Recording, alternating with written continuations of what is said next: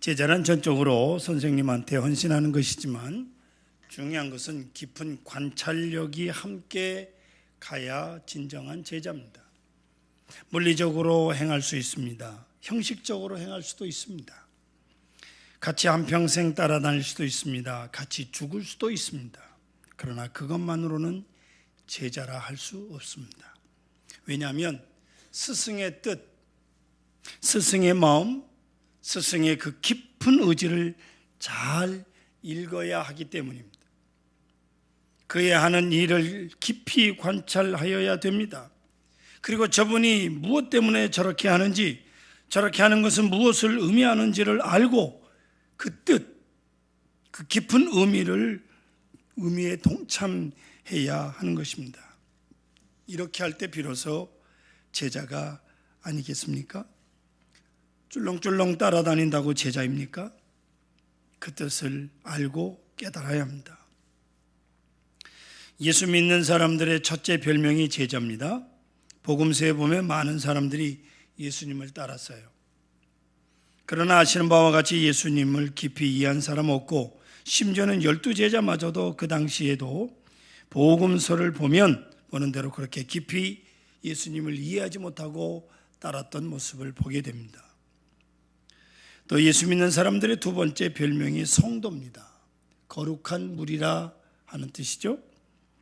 이것은 선택받은 자의 무리를 의미하는데 대단히 깊은 신학적인 의미가 여기에 있습니다. 일단 예수를 믿고 이 속된 세상을 떠나서 그리스도를 왕으로, 그리스도를 주로 모시면서 구별된, 그리고 선택된 이 공동체의 일원이 될 때 우리는 성도라고 하는 이름을 가지게 되는 겁니다.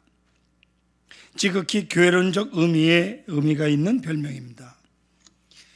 그 다음에 또 하나의 이름이 있는데 바로 크리스찬이라고 하는 이름이옵시다. 그리스도에게 속한 사람, 아주 중요한 말입니다. 그리스도 외에는 아무것도 모르는 사람, 그리스도만 따르고 그리스도만 사랑하고 그리스도를 위하여 죽기로 맹세한 사람들입니다.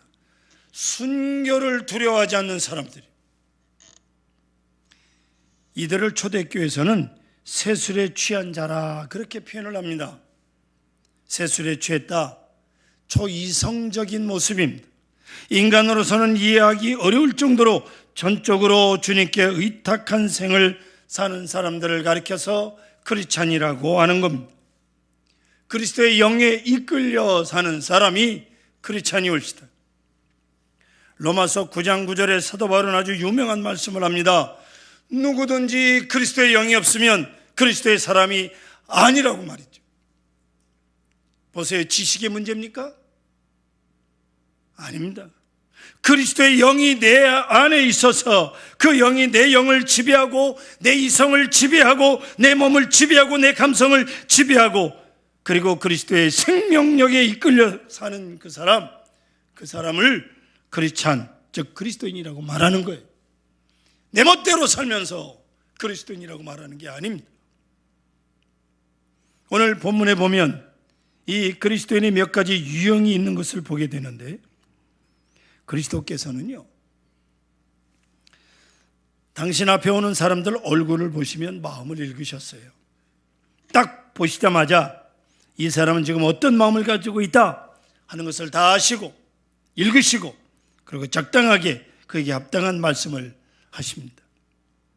마태복음 9장 9절에 보면 세리마태를 부르시는 장면이 나오는데, 세리마태는 여러분 잘 아시는 대로 마태복음의 저자입니다.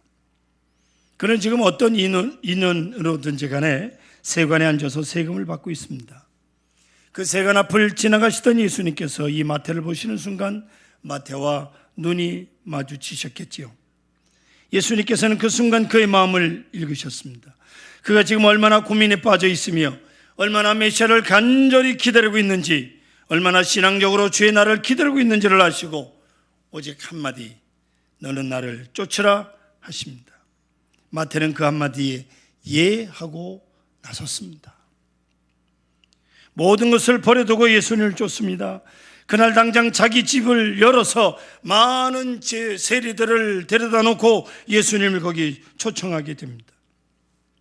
그 후에 한평생 예수님의 제자가 됩니다.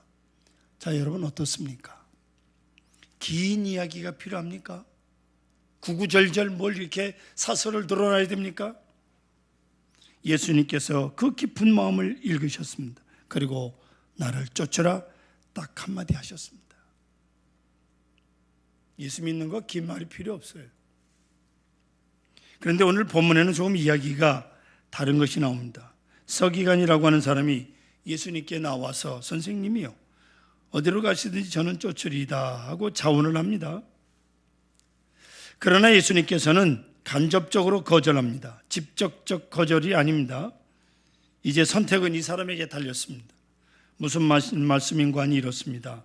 아마도 예수님께서 이 사람이 부잣집 아들인데다가 고생 없이 편안하게 자라서 도대체 고생이란 꿈에도 생각할 수 없는 사람인데, 다만 예수님을 따르면 지금보다 더 출세하고 예수님을 따라가 무슨 화려한 미래가 있을 것으로 생각해서 지금 청운의 꿈을 안고 예수님을 따르겠다고 하는 것으로 저의 마음을 읽으신 겁니다.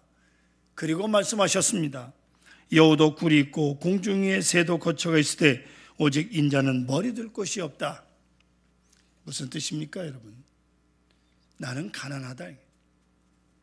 나를 따라오면 고생할 것이다. 나는 집도 없는 사람이다. 오늘 밤 당장 어디서 자야 할지 그것도 정함없는 그런 사람이다 라는 말씀이에요. 자, 이제 이 말씀이 끝나자 서기관이 말하기를, 주여, 그게 내게 무슨 상관입니까? 어디를 가시든지 저는 따르겠습니다 하였다면 얼마나 좋았겠습니까마는 그만 말이 없어요. 참으로 유감스러운 일이 아닐 수가 없습니다. 예수님께 헌신하겠다고 하지만 예수님이 누구신지, 그가 어디로 가고 계시는지 관찰하지 못했습니다. 몸으로는 따르겠다고 하나 마음으로는 전혀 따를 준비가 없었습니다. 생각해 보세요. 그 서기관은 예수님께 이적이 있고 인기가 있고 명예가 있고 많은 사람들의 화려한 성원이 있는 것을 알고 예수님을 따르겠다고 했지만 예수님은 아니다, 나는 머리 둘 곳도 없다 하십니다. 선택은 누군 서기관이 해야 되는 거예요. 간접적 거절이, 성도 여러분, 이제 중요한 문제를 생각해야 됩니다. 분명히 예수님께서 이적을 행하셨습니다. 병을 고치시고 바다를 잔잔케 하시고 죽은 자를 살리셨습니다. 많은 이적을 행하시는 능력을 지녔지만 가난하셨습니다. 보세요. 나병을 고치고 38년 된 중풍병자를 고쳤다. 시각장애인의 눈을 뜨게 했다. 이것 하나만 가지고도 요새 같은 비즈니스 마인드로 생각할 때 엄청난 돈벌이가 될 일 아닙니까? 그 많은 환자들이 조금씩만 살해를 한다 해도 예수님 머리 둘 곳이 없지 않습니까? 얼마든지 거처를 마련하실 수 있어요. 그러나 분명히 예수님은 가난하셨습니다. 이 사실을 우리는 기억해야 됩니다. 여기 중요한 신비가 있어요. 예수님은 또한 아주 지혜로우신 분이었습니다. 지혜로 말씀하시고 지혜로 율법을 해석하시고 지혜로 사람들을 지도하셨습니다. 때문에 그 지혜에 대해서 예수님을 박해하는 원수들까지도 깜짝깜짝 놀랐습니다. 확실히 지혜로운 분이시고 지혜를 말씀하시는 분이셨습니다. 그럼에도 불구하고 백성들로부터 배척을 당하셨습니다. 결국 십자가에 돌아가셨습니다. 당시 많은 사람들이 예수님의 그 지혜에 감탄하면서도 그 능력에 놀라워하면서도 핍박하는 사람들이 있었고 배척을 주님은 당하셨다, 그 말이에요. 더욱 놀라운 것은 예수님의 권능이에요. 죽은 자를 살리십니다. 엄청난 능력을 가지신 분이에요. 이 사실을 확실히 인정하면서도 사람들은 주님을 십자가에 못 박은 거예요. 이 사실은 크나큰 수수께끼입니다. 사람들은 예수님을 십자가에 못 박아놓고 뛰어내리라 하지 않습니까? 그러면 믿을 것이다 하지 않습니까? 죽은 지 나흘이나 된 나사로를 며칠 전에 살리신 주님, 자신이 왜 말없이 죽어가느냐 하는 것입니다. 로마 총독 빌라도가 이것을 이해할 수가 없어서 이 사람을 보라 그렇게 하지 않습니까? 뭐 이런 사람이 다 있단 말이냐? 이해할 수 없는 사람이다. 내가 알기로는 굉장히 능력을 가진 사람인데 왜 말 한마디 없이, 정 한 번 없이 그대로 십자가에 죽어가느냐? 여러분, 우리는 능력이 없어서 당하고 할 수 없어서 고난을 겪습니다마는 예수님의 고난은 그런 종류가 아닙니다. 능력도 있고 지혜도 있습니다. 그러나 십자가를 지셨습니다. 바로 여기에 사랑이 무엇인지, 능력이 무엇인지, 생명이 무엇인지를 말해주는 바가 있는 것입니다. 이런 신비로운 것, 이것을 그 서기관은 알지 못했습니다. 그렇다면 누구도 그의 제자가 될 수 없습니다. 이것을 알아야 됩니다. 오늘도 그렇습니다, 여러분. 그 서기관은 모름지기 예수님의 그 화려한 인기만 보고 그 지혜만 접하고 감탄하여 예수님을 따르겠다고 나선 것입니다. 그러나 이런 것은 오래갈 수가 없어요. 또 하나는 예수님을 따르는 데에 대한 대가를 지불할 생각을 못했습니다. 값싼 은혜를 생각한 거예요. 오늘 교회 안에서도 예수님을 믿으면서도 싸구려 은혜를 구하시는 분들이 있습니다. 가지고 있는 것에 또 은혜, 또 정당화, 또 합리화, 그리고 더 많은 물질적, 세상적 축복만을 기다리는 이런 답답한 그리스도인들이 많습니다. 그러나 예수 믿는 게 그런 게 아니에요. 예수님을 따르기 위해서는 버려야 될 것이 있습니다. 그리스도를 영접하기 위해서는 끊어야 될 것들이 있습니다. 중요한 일을 위해서, 이 귀중한 일을 위해서 자기 십자가를 져야 되는 겁니다. 마땅한 값을 지불해야 되는데 이 값을 지불함이 없이, 또한 이 각오가 없이 주를 따르겠다는 것이니 신앙생활에 힘이 없는 거예요. 맥이 없어요. 확신이 없는 겁니다. 어쩌면 주일이 되니까 어쩔 수 없이 끌려 나올 수도 있습니다. 다시 그 다음 말씀이 이어집니다. 이 사람은 조금 다릅니다. 주님을 따르겠습니다. 그런 거로, 그런데 부친을 장례하고 나서 따르겠다고 합니다. 조금 연기해달라는 신청이죠. 이에 대해서 예수님 분명하게 말씀합니다. 죽은 자들이 그들의 죽은 자들을 장사하게 하고 너는 나를 따르라 말씀합니다. 아주 박절한 말씀으로 들립니다. 그러나 여기 엄청난 진리가 있어요. 프라이오리티, 우선순위가 문제예요. 우선순위. 무엇이 더 중요한지를 알아야 합니다. 어차피 우리의 여러 가지 일 중에는 선과 악이 있습니다. 물론 그리스도이니까 선을 따라야 되겠지요. 그러나 같은 선 중에도 무엇이 더 우선적인 선이냐, 그것이 이제는 문제가 되는 것이옵시다.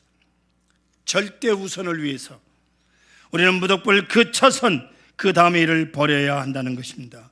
절대 우선이 뭐예요? 예수님을 따르는 거. 할렐루야. 가장 중요한 우선순위. 왜냐하면 이것이 근본이기 때문이고, 다음으로 미룬다고 하는 것은 그것을 버리는 것과 같습니다.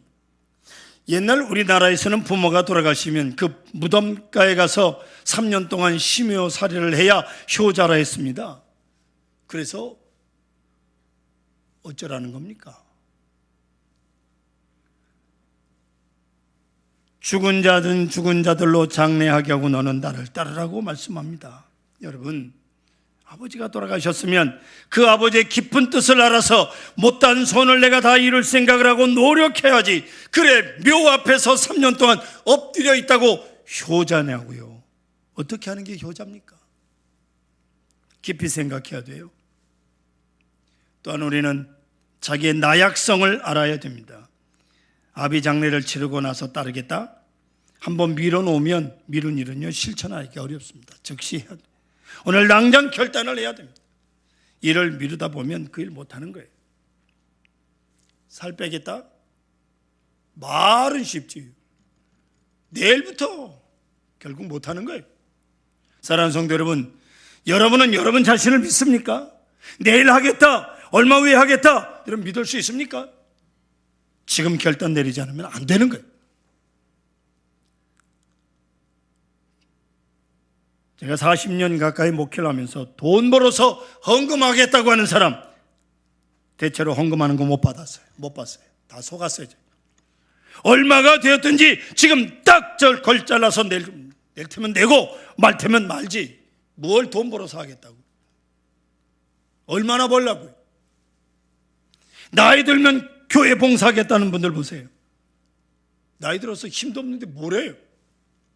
젊어서 바쁜 시간 속에서 주님의 교회를 봉사하시길 바랍니다. 지금 내가 할 수 있는 일, 그걸 하라 그 말이에요. 뭐 얼마나 많은 일 하라는 게 아닙니다. 너는 나를 쫓으라. 직선적으로 지금 당장 이런 말씀 아닙니까? 내일 하라는 게 아니에요. 여러분, 오늘 우리는 세례식을 거행하고 또 성찬식을 거행합니다. 세례는 예수님과 함께 고난을 받고 예수님과 함께 죽는 겁니다. 이제는 예수님과 함께 고난당하고 더 많이 철저하게 고난당하는 것, 이것만 내가 할 일이에요. 세례 받았으면 영광과 부활은 하나님께서 내게 주시는 은사입니다. 그렇게 다 하나님께 맡기는 거예요. 영광과 부활을 주시면 받는 거고, 안 주셔도 우리는 고난을 당하는 거예요.